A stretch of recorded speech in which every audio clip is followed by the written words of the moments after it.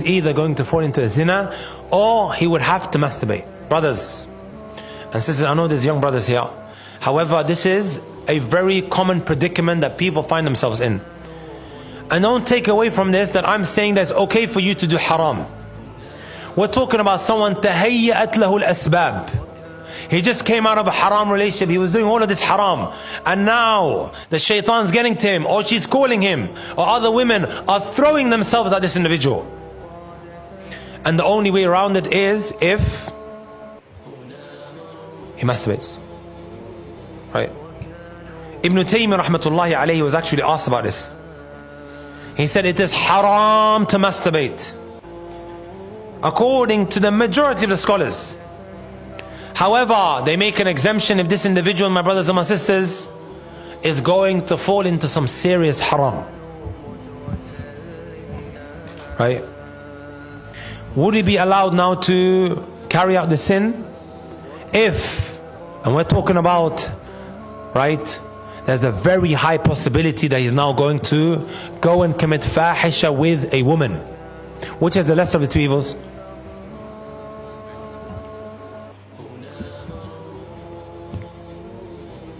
Are you brothers and sisters with me? Don't turn around to me and say, oh wallahi, I thought I was going to fall into haram with a woman. When you've never ever come close to a woman. You've been holding yourself together all of this time. Right? We're talking about someone who's been falling into haram. Just came out of a haram relationship. However, now he finds himself in this predicament, and the shaitan keeps knocking, and she keeps knocking as well. It's getting to him, and there's a high possibility that he might end up falling into that. هذا أمر مهم جدا.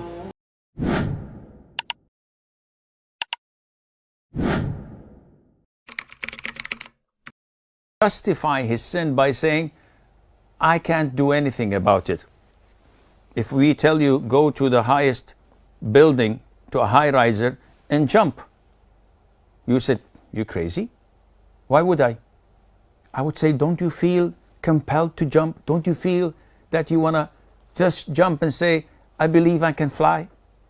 Of course not. You're crazy. I don't want to die. Very good.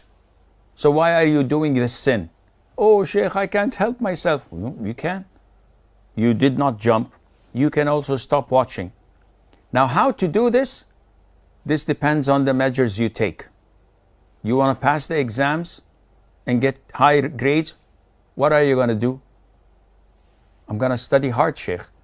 I'm going to isolate myself from my hobbies and my habits and my family to study really hard.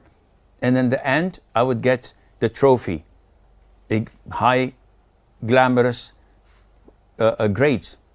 Likewise, when you want to stop the sin that you are indulged in, you have to first of all do the preparation needed, such as blocking all means. So where do you watch this filth? Oh, on my smartphone, on my PDA, on my computer. Eliminate. What do you mean? Your smartphone that's making you stupid, substitute it with a normal Nokia, the Symbian operating system that has no internet, that has no videos that you can play, only to text and to take and make calls.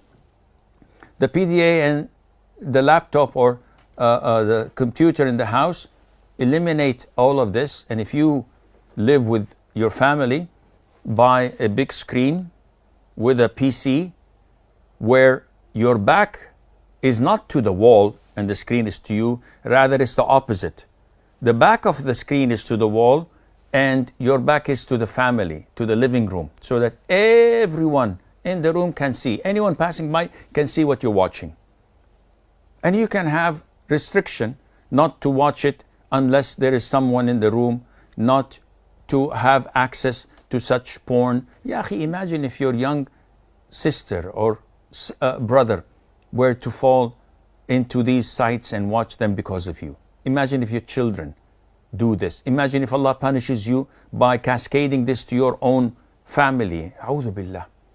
And the sad thing is, if I were in the same room with you, would you dare watch it? No, Sheikh, you're intimidating. I'm scared from you. I would never attempt to do this.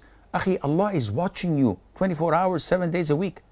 Allah is listening to everything you're listening to. You don't have any shame.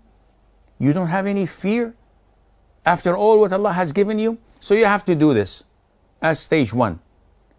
And then you have to fill your time with beneficial things. How many juz of the Quran do you memorize? How many hadiths do you know? What's your knowledge in Islam? You have to start filling your time with beneficial things. Thirdly, you have to surround yourself with practicing righteous Muslims 24 hours, 7 days a week. If you check your contact list, you will find that maybe you have a handful of them, but you don't hang out with them. You prefer sitting home alone watching this filth. Or you have a lot of non-Muslims or non-practicing people who keep on putting fuel to the fire and share with you some of this haram filth. So whenever there's a will, there is always a way. But again, nobody's gonna give you a magical pill. It's all in your hands. You make oath, you make promises, you do this, you do that. Nothing is gonna help you unless you put it in your mind and ask Allah for guidance and really take serious and steps and measures to stop this filth, and Allah knows best.